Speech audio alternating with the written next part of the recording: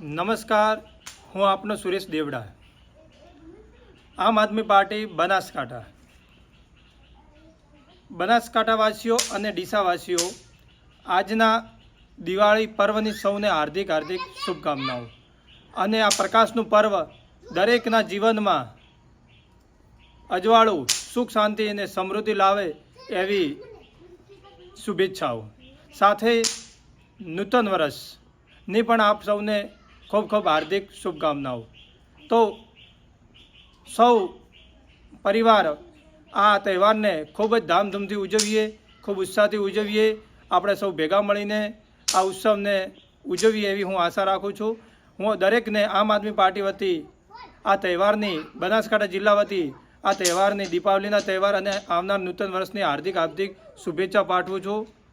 Jay Hind, Jay Bharat, Jay Shri Ram.